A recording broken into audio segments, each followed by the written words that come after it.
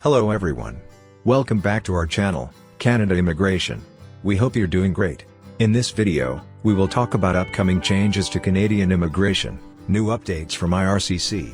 As the landscape of Canadian immigration continues to evolve, recent updates from Immigration, Refugees, and Citizenship Canada signal significant changes on the horizon. These forthcoming adjustments are set to impact various aspects of the immigration process, potentially affecting future applicants and current residents alike. Stay informed about the latest developments and how they might influence your immigration journey. If you are interested in this topic, to get all the information, pay attention and watch the video through to the end. Please hit like and subscribe, and don't forget to push the notification bell for an upcoming video. So, without any further delay, let's jump into the video. Upcoming changes to Canadian immigration, new updates from IRCC. Canada's immigration landscape is on the brink of significant transformation as new policies and regulations are set to be introduced to address the nation's evolving economic needs and demographic trends. With 2024 well underway, prospective immigrants, international students, and current residents alike are keenly watching these developments, which are expected to impact various aspects of Canada's immigration system. Recent developments in Canadian immigration. The last few weeks, particularly since mid-August 2024, have been marked by notable activity from Immigration, Refugees, and Citizenship Canada. One of the most pressing issues has been the scrutiny of the Temporary Foreign Worker Program. The TFWP, which relies on labor market impact assessments for employers seeking to hire foreign workers, has been plagued by reports of widespread fraud. The Senate committee recently released a report detailing these fraudulent activities, highlighting how unscrupulous agents, employers, and consultants have exploited vulnerable workers. This report has garnered international attention, including from the United Nations. In response, the Canadian government has initiated measures to address these concerns, focusing particularly on low-wage LMIAs where much of the fraud has occurred. These changes aim to tighten controls and ensure the program serves its intended purpose without exploitation.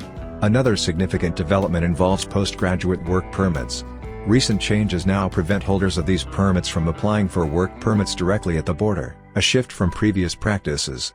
This new regulation is part of a broader effort to manage the influx of temporary residents and maintain the integrity of Canada's immigration system.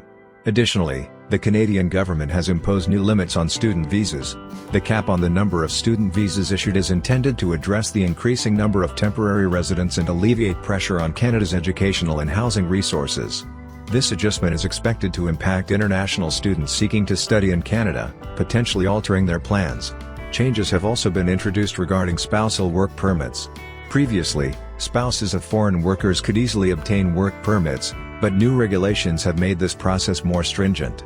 This shift has led to widespread concern and protests from immigrant communities, prompting calls for the government to reconsider these new rules. What's new and what's next? In response to the protests over expiring work permits, IRCC recently introduced a new policy allowing applicants under provincial nominee programs to apply for open work permits, provided they have a support letter from their province and a job offer from an employer. This policy change has been welcomed by many as a positive step, offering some relief to those affected by the recent restrictions. However, not all changes have been met with approval. The decision to stop allowing visitors inside Canada to apply for work permits has been particularly controversial. Although there is an alternative process known as flag polling, where applicants must present their case to a border officer, this method is seen as risky. A negative decision from the officer could result in severe consequences, including inadmissibility or deportation. Preparing for future changes. As we move closer to fall, further changes in Canadian immigration policies are anticipated. Prime Minister Justin Trudeau and Immigration Minister Mark Miller have hinted at additional adjustments to the immigration system. The upcoming immigration levels plan for 2024 and beyond is expected to be particularly significant. This plan will outline the number of immigrants Canada aims to admit over the next 3 years and will play a crucial role in shaping future immigration policies. The forthcoming immigration levels plan is anticipated to be noteworthy, with speculation that Canada might reduce the number of permanent residents allowed into the country. This potential reduction represents a significant shift in policy and could impact future immigration trends.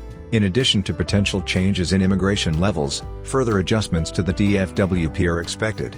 High-wage LMIA applications, which have previously faced less scrutiny compared to low-wage applications, might also be subject to new regulations. The government is also considering reforms to the post-graduation work permit program, potentially aligning it with regional or sector-specific criteria to better address labor market needs. Another area under review is the Canadian Experience Class program. This program allows individuals with work experience in Canada to apply for permanent residency. While SEC draws have been ongoing, there is speculation that more targeted programs could be introduced, particularly for those willing to settle in remote or less populated areas of Canada. Regionalized draws, which prioritize immigrants willing to live outside major metropolitan areas, could become a more prominent feature of the immigration system. What to watch for? As Canada continues to refine its immigration policies, staying informed about these changes is crucial for anyone involved in the immigration process. The fall of 2024 and the early months of 2025 are expected to bring significant developments, particularly with federal elections on the horizon. The Liberal government may introduce policies aimed at appealing to voters, which could include both restrictive and expansive measures. For prospective immigrants, temporary workers, and students, navigating these changes will require vigilance and adaptability. Keeping up with the latest updates and understanding their implications will help in making informed decisions about your future in Canada. It is essential to rely on trusted sources for the most accurate and up-to-date information. As Canada continues to adapt its immigration policies to meet the country's evolving needs, applicants must stay informed to navigate the evolving landscape effectively. Whether you are considering moving to Canada, are already in the process, or are simply interested in understanding the broader implications of these updates, staying informed will help you make the best decisions for your future. With these anticipated changes from IRCC, it's crucial to stay up to date on how they may affect your immigration plans. By keeping yourself informed, you can better navigate the evolving immigration landscape and make informed decisions about your future in Canada. For the latest updates and detailed information, be sure to follow official IRCC announcements and consult with immigration professionals as needed. That is all for today. In this video, what are your thoughts on this?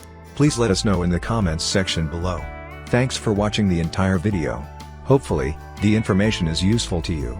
See you later, in the next video.